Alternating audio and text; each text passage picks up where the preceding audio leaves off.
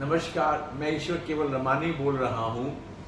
जैसे कि आप सभी लोगों को मालूम है कि एनसीएलटी में एएफसी इशू को लेकर येड़ा के मैटर में एनसीएलटी में काफ़ी टाइम हियरिंग चलती रही क्योंकि सुरक्षा वाले सेटलमेंट प्रपोजल को बार बार रिवाइज कर रहे थे और उसमें बार बार नेक्स्ट डेट मिल रही थी। तो मैं आपको यहाँ पे याद दिलाना चाहता हूँ कि 6 मार्च को हमने अपने सीनियर एडवोकेट को हायर किया था और उस 6 मार्च की हियरिंग में हमारे सीनियर एडवोकेट ने काफ़ी इम्प्रेस होकर बेंच को ये कन्विंस किया था कि अब काफ़ी समय ले लिया है इन लोगों ने, इस पे ये नेक्स्ट डेट हियरिंग का सिलसिला बंद होना चाहिए और एएफसी मैटर में मेरिट पे हियरिंग होनी चाहिए। तो इस 6 मार्च के दौरान हमारे एडवोकेट ने मेरिट पे हियरिंग करने का जोर डाला था और ये भी कहा था कि क्योंकि कंपनी के अंदर 1000 करोड़ फंड्स अवेलेबल हैं और प्लान में प्रोविजन है, कंस्ट्रक्शन भी रिमेनिंग टावर्स में होनी चाहिए। ये इन दो बातों पे हमारे एडवोकेट ने जोर दिया था और फाइनली 6 मार्च की डेट को 18 अप्रैल से मेरिट पे हियरिंग होना शुरू हो गई थी। शुरू करने की बात बेंच ने मानी, जो काफ़ी समय से पेंडिंग चल रहा था। अल्टीमेटली 18 अप्रैल को मेरिट पे हियरिंग हुई और कल 24 मई को इस पे जजमेंट भी एनसीएलटी की आ गई। जो चीज़ इतने महीनों से पेंडिंग थी और 37 दिनों के अंदर वो हमारे एडवोकेट के कहने पे अल्टीमेटली वर्डिक्ट आया। अब यहाँ पे मुख्य बात ये कि एनसीएलटी का वर्डिक्ट क्या आया है, उसके सेलिएंट फीचर्स क्या हैं। उसमें नंबर 1 ये आया है कि एनसीएलटी ने जो एनसीएलटी का ऑर्डर था एएफसी को लेकर, उस ऑर्डर को सेट असाइड किया।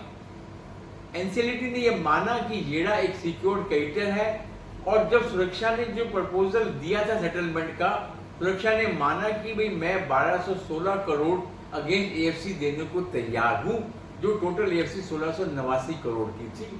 लेकिन 1216 करोड़ की जगह एनसीएलटी ने ये डिसाइड किया कि सुरक्षा येड़ा को 1334 करोड़ एएफसी के अगेंस्ट दे और उसको येड़ा को सिक्योर्ड क्रेडिटर माना। ये पहली जजमेंट आई है।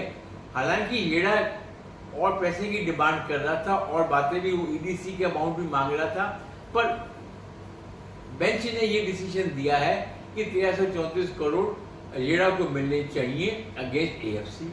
यहाँ पे मैं आपको ये बात भी याद दिलाना चाहता हूँ, इस एएफसी मुद्दे को लेकर हमने शुरू से कहा था कि ये कंटेंशन इश्यू है और एएफसी की ट्रीटमेंट को सुरक्षा ने प्लान में ठीक ढंग से नहीं लिया है।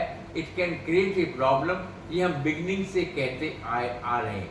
इनफैक्ट हमने एनसीएलटी में एक प्रपोजल भी दिया था कि एएफसी के मैटर को इस ढंग से सॉल्व होना चाहिए और वही फॉर्मूला एग्जैक्टली सुरक्षा ने उठाकर येड़ा के साथ सेटलमेंट की। और उस वक्त जब हम ये बातें कर रहे थे एनसीएलटी में, तो आई रिमेम्बर कि कुछ एक्टिविस्ट होम बायर्स और कुछ लीडर्स हमारे इस बात को कह रहे थे ये अननेसेसरली जीआरई डिफरेंस वाले इंटरफेरेंस क्रिएट कर रहे हैं और ये मैटर को डिले कर रहे हैं। आज वही बात एनसीएलटी ने मानी। आई एम श्योर कि वो लीडर्स और वो एक्टिविस्ट आज इस बात पे सोच रहे होंगे कि हमने उस वक्त भी बात ठीक कही थी।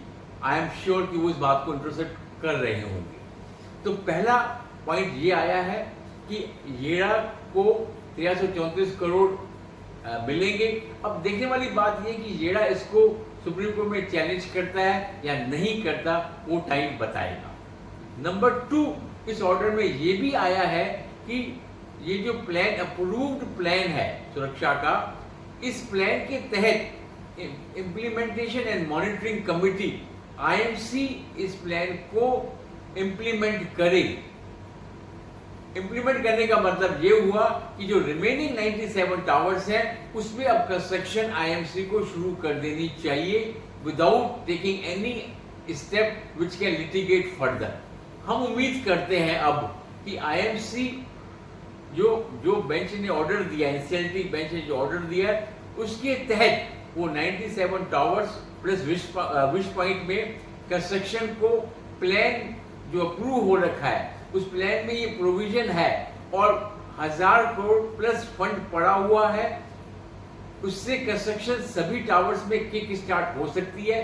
ये बात हमारे एडवोकेट ने भी 6 मार्च को भी कही थी और बाद में भी हमारे एडवोकेट ने ये बात कही और होम बायर्स के एडवोकेट ने भी इस बात पे जोर दिया कि हमारे लिए कंसर्न, होम बायर्स के लिए कंसर्न अब रिमेनिंग 97 टावर्स में कंस्ट्रक्शन का है, क्योंकि हम ये मानते हैं कि इस समय सुप्रीम कोर्ट में मैटर इनकम टैक्स को लेकर भी गया हुआ है, मे बी एएफसी को लेकर येड़ा भी सुप्रीम कोर्ट पहुंच जाए, वो एएफसी का मैटर, इनकम टैक्स का मैटर चलता रहे, but we home buyers are concerned about the construction in remaining 97 towers and which point I am underlining again, हम उम्मीद करते हैं कि आईएमसी इस पे ध्यान देगी और बिना किसी दिक्कत के इनमें कंस्ट्रक्शन शुरू हो जाएगी। इन केस हमें लगता है कि इसमें कोई प्रॉब्लम आ रही है, कोई रुकावट आ रही है, तो we will not hesitate, JREWS association will not hesitate in going to supreme court, और वहां पे भी हम ये बात रखेंगे कि अब होम बायर्स ने बहुत सफर कर लिया है, please the court should take the cognizance of the matter और 97 टावर्स, रिमेनिंग जो 97 टावर्स हैं उसमें कंस्ट्रक्शन के लिए डायरेक्शन दी जाए। बाकी बातें अगले वीडियो में। धन्यवाद।